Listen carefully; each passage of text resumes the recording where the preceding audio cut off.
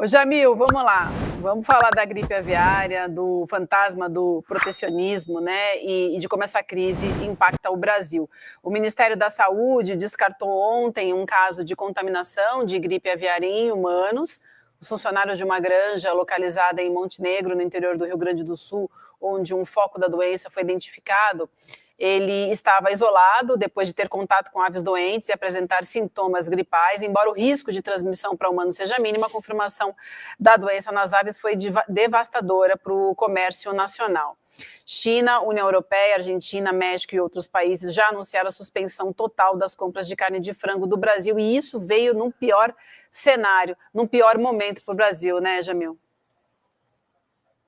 Olha, nunca é um bom cenário para você, obviamente, descobrir uma situação como essa, para você interromper exportação, para você ver mercados sendo fechados. Mas, Vivi, se tinha uma hora errada, vamos dizer assim, uma hora ruim para isso acontecer, era esse momento. Por quê? Porque neste momento, claro, com Donald Trump fazendo uma ofensiva protecionista, com outros governos pelo mundo tentando se adaptar, tentando justamente encontrar uma forma de lidar com a nova realidade do comércio mundial, você ter um dos principais, se não o principal exportador de aves do mundo com esse problema, justifica e, na verdade, dá de bandeja argumentos para outros protecionistas pelo mundo dizerem: olha, por conta de uma doença lá no Brasil, nós vamos também rever as nossas barreiras, vamos colocar essas barreiras sobre o Brasil, e ninguém sabe exatamente quando essa barreira vai ser retirada. Então, obviamente, uma situação muito grave para as exportações brasileiras, mas, insisto, não é apenas pela doença. Óbvio que isso já é grave o suficiente, mas é pela instrumentalização que outros governos farão. Eu não estou dizendo que talvez farão, eles já estão fazendo.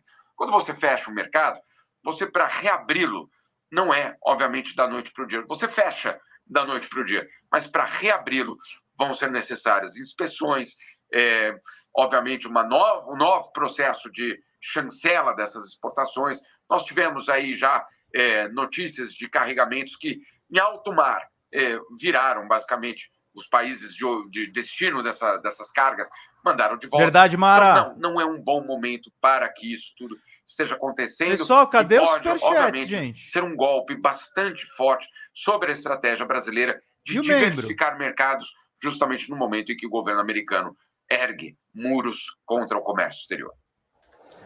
Muito bem, Jamil, eu quero aproveitar para trazer um outro tema. A gente está falando de mercado americano, da relação com o Brasil, e a informação que a gente tem também é que Donald Trump vai ficar de olho nas eleições do Brasil e para já.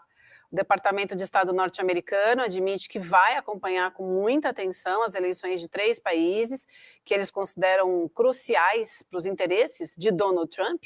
Na América Latina é até interessante, né? Para os interesses de Donald Trump, né? Não está falando dos interesses dos Estados Unidos ou da Casa Branca, né? O interesse de Donald Trump.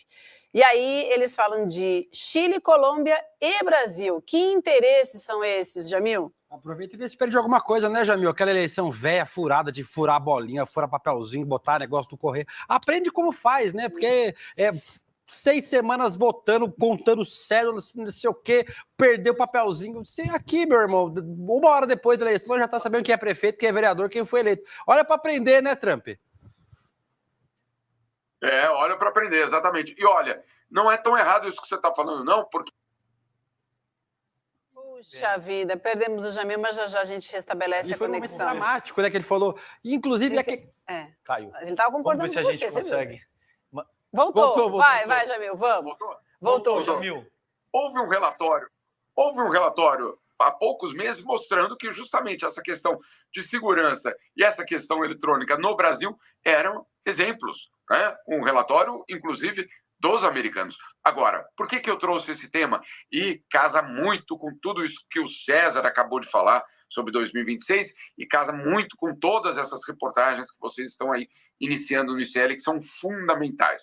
O que é que passa na Casa Branca neste momento pela cabeça ali dos estrategistas mais próximos de Donald Trump?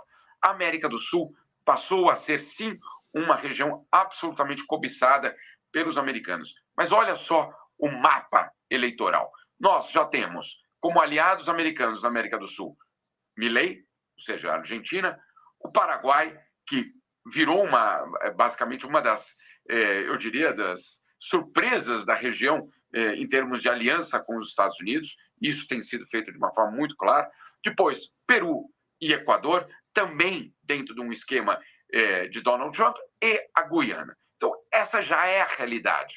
Agora, Donald Trump e, claro, a extrema-direita americana estão interessados em 3 eleições. No Chile, agora em 2025, e no Brasil e na Colômbia em 2026. Vamos fazer um exercício aqui de um outro cenário que não seja da vitória da ala progressista. No Chile, por exemplo, eventualmente, e isso tem acontecido no Chile, alguns anos da ala progressista no governo, outros da direita mais conservadora. Então vamos imaginar que o candidato do Boric não pode concorrer à eleição, o candidato do Boric perca a eleição, a direita volta ao Chile. E aí vamos imaginar que em 2026, na Colômbia, o Petro, que tem, obviamente, uma resistência muito grande, principalmente da elite colombiana, também perde a eleição. E aí vamos imaginar que no final de 2026, com tudo isso que o César colocou, o terremoto na eleição brasileira também aconteça. Olha só o que vai acontecer com a América do Sul. Aliados dos Estados Unidos, Milei, Paraguai, Chile, Brasil, Peru, Colômbia, Guiana e Equador.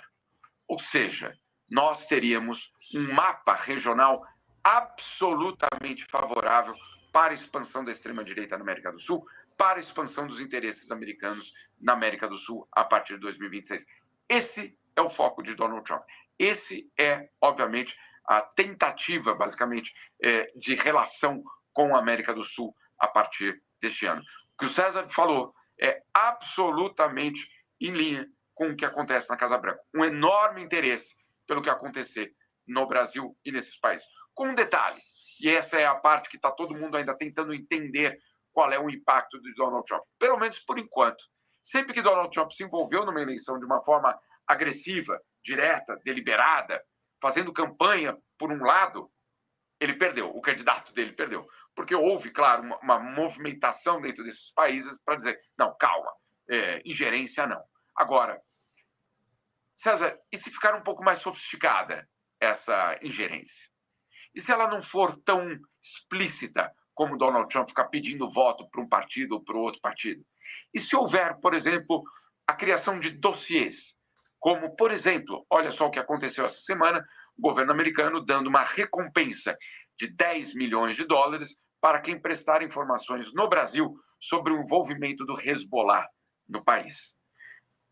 Né? Ou seja, será que isso está tudo desconectado?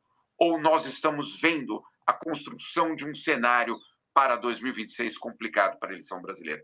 Tudo isso está acontecendo, não é um exercício de futurologia, não é nada, não são especulações que nós estamos fazendo aqui, nós estamos pegando fatos que estão sendo anunciados pela Casa Branca e tentando, obviamente, colocar numa perspectiva regional. Não é, como o César muito bem colocou, 2022 não foi o ponto final à ameaça golpista. Fala, pessoal da Folha Democrata, aqui é Pedro Zambarda, editor do canal, falar um pouquinho a respeito da necessidade de vocês financiarem a Folha Democrata, gente. A Folha Democrata é financiada através de um Pix chamado Folha Democrata, é o endereço do Pix, né? folhademocrata@gmail.com. Nós precisamos do nosso jornalismo financiado por vocês que são do nosso público, porque nós passamos vários perrengues aqui com o YouTube, vocês sabem muito bem. E mesmo assim, graças a essa comunidade muito unida, a gente conseguiu fazer lives históricas, acompanhar praticamente ao vivo a campanha do Guilherme Boulos, trazer informações exclusivas a respeito de Gustavo Gayer, de Olavo de Carvalho, de todos os bolsonaristas, combater as fake news e tudo o que a gente acompanha. Por R$80 no nosso Pix você ganha um curso de roteiro para série, o que é muito importante se você é artista, roteirista, se você lida com essas práticas da economia criativa. Outra forma de você colaborar também é se tornando membro aqui do nosso canal. Isso é muito importante para você fazer as suas atividades por aqui, porque você tem acesso a vídeos exclusivos e nós temos um curso de jornalismo básico para você poder acompanhar a partir de R$5, que é ministrado por mim. A gente tem aí quase uma dezena de aulas e muito conteúdo para você poder acompanhar. Meus caros, minhas caras, financiem o jornalismo independente, financiem o jornalismo que se posiciona à esquerda, financiem o jornalismo na internet, que traz informações confiáveis, checadas, que cruza informações e que trata você, que é o nosso público, de uma maneira muito séria. Vida longa e próspera, gente. Cuidem dos seus. Até mais. Tchau, tchau.